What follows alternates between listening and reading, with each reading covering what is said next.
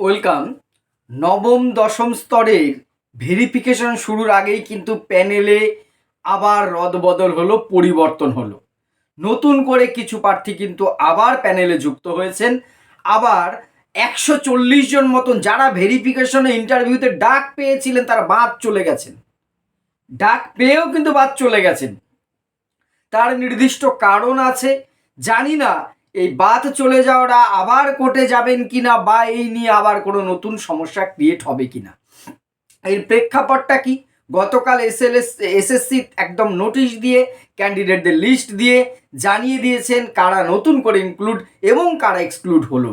সেই তথ্যটাই আজকে আপনাদের সামনে নিয়ে আসছি। যেটা ঘটনা ঘটেছে গতকাল 13ই মার্চ এসএসসি একটি নোটিশ দেয় যে হাইকোর্টের একটি অর্ডার বলে 16/12/2025 যে তার আগে একটা আপডেটের অপশন দিয়েছিল। কারণ অনেকেই ক্যাটাগরি আপডেট করতে চেয়েও পারেননি।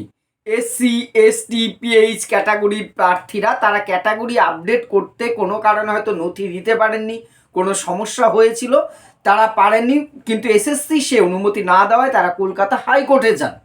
390 জন পিটিশনার ছিলেন, তারা কিন্তু কলকাতা হাইকোর্টে যান এবং কলকাতা হাইকোর্ট তাদের সময় দেয়। এটা নিয়ে আমি সেই সময় কিন্তু ভিডিও করেছিলাম যে আপডেট করার একটা টাইম দিয়েছিলেন।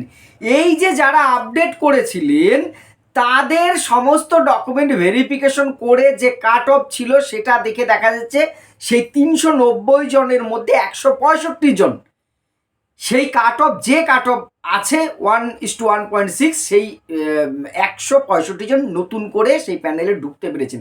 390 জন পিটিশনার ছিলেন, 390 জন আপডেট করার সুযোগ পেয়েছিলেন, আপডেট করেছিলেন।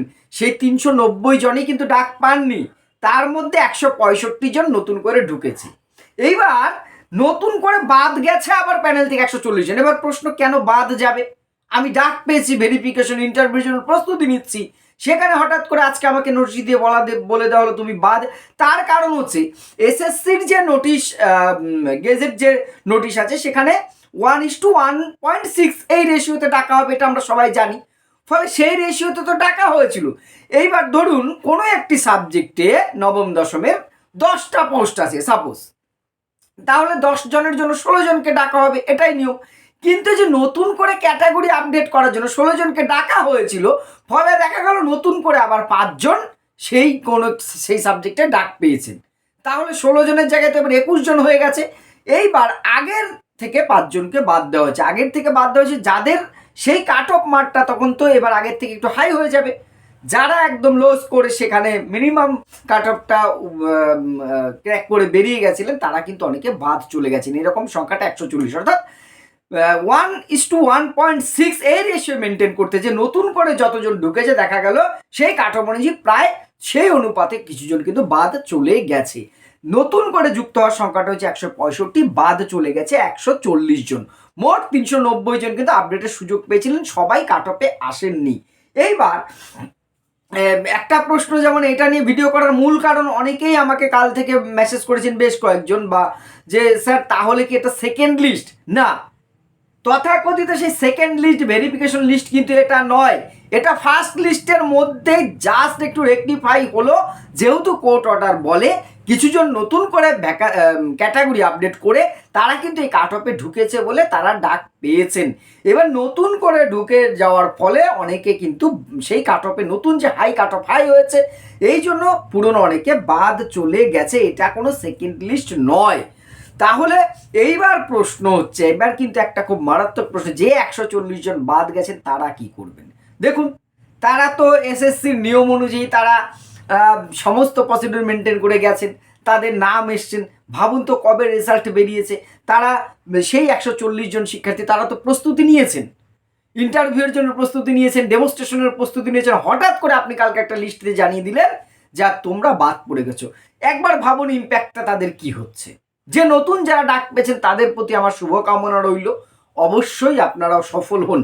কারোর প্রতি আমার কোনো ক্ষোভ বিক্ষোভ থাকবার কথা নেই, আমি এনাদের ব্যক্তিগতভাবে চিনি না, জানি না, কিন্তু সবাই নতুন শিক্ষক হতে যাচ্ছেন, সেই দিক থেকে আমি শুভকামনা জানাচ্ছি। কিন্তু এই 140 জন কিন্তু আমাকে নেমন্তন্ন করেনি, এক কথা একবার ভাবুন। আমাকে আপনার বাড়ির অনুষ্ঠানে নেমন্তন্ন করেননি আমার পাড়ায়, কিন্তু আমাকে কার্ড দিয়ে নেমন্তন্ন করলেন, আমি গেছি। এইবার নেমন্তন্নে আমি ইটিংয়ের জন্য সিটিং করেছি, খেতে দিতে বসিয়েছেন আমাকে টেবিলে, তখন বলছেন পাতা দেওয়া হচ্ছে এমন সময় বলছে যে না আমার তো 200 লোকের আয়োজন ছিল, আমি না ভেবেছিলাম এই কজন লোক আসবে না, এই কজন এসে গেছে, এর ফলে তোমার নিমন্ত্রণটা ক্যান্সেল, ইনারা বসুক। এইটা কেমন হবে? আমাকে আপনি নেমন্তন্ন করতেন না, নেমন্তন্ন করেছেন, নিয়ে বসিয়েছেন, তখন বলছেন যে না আমার এদের নেমন্তন্ন, আমি ভেবেছিলাম এরা আসবে না, এরা এসে গেছে, আপনি চলে যান। সেইটা কিন্তু চরম অসম্মানজনক। যদিও দুটো একসাথে যায় না, কিন্তু এদের কাটবে নিয়ে একটা মানসিক প্রস্তুতি সমস্ত কিছুর পরে হঠাৎ করে বাদ দেওয়াটা খুব স্বাভাবিকভাবে ইনাদের কাছে কিন্তু খুব যন্ত্রণার। প্রথম ধাপে অসফল হলে সেটা যতটা না যন্ত্রণার ছিল, এখন একটা জায়গায় এসে তাদেরকে এর থেকে বাদ চলে যাওয়া, সত্যি এটা কিন্তু খুব দুর্ভাগ্যজনক। শুধু এদের জায়গায় একবার নিজেদেরকে আপনারা বসিয়ে দেখুন। আমি এটাই ভাবছিলাম এবার যে কি ইম্প্যাক্ট পড়তে পারে। দেখুন ইনারা স্বাভাবিকভাবে কোর্টে যাবেন, অনেকেই যাওয়াটাই স্বাভাবিক, আপনি হলে আপনি যেতেন, আমি হলে আমিও যেতাম। অনেকেই কোর্টে যাবে, যে আমাদের তো একবার ডাকার প্রস্তুতি নিয়েছে, জানি না কোর্ট কি বলবে, সেটা তো আর আমরা বলতে পারবো না। হয়তো এই বিষয়টা কিন্তু আবার আইনি জটিলতায় জড়াতে পারে, আবার নাও হতে পারে, কারণ যেহেতু কোর্টের অর্ডারে টোটাল বিষয়টা হয়েছে, এরা আপডেট করতে পেরেছে। কিন্তু যেহেতু ইনারা কল ফর ভেরিফিকেশন হয়েছিলেন, সেখান থেকে বাদ চলে গেলেন, ফলে বিষয়টা কিন্তু কোনো অন্য মাত্রা পেলেও পেতে পারে। ভবিষ্যৎবাণী আমরা করতে পারি না, কিন্তু আমার এটা ব্যক্তিগত অনুমান, দেখা যাক কি হয়। তবে এইটুকু নিশ্চিত থাকুন, এটা কিন্তু কোনো সেকেন্ড লিস্ট নয়।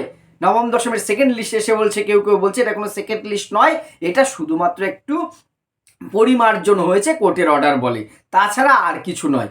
এছাড়া আরও কিছু আপডেট রয়েছে, আমি নেক্সট ভিডিওতে নিশ্চয়ই আপনাদের সাথে শেয়ার করব। আপনাদের এই বিষয়ে মতামত বা আপনাদের বক্তব্য অবশ্যই কমেন্ট বক্সে জানাবেন। ধন্যবাদ।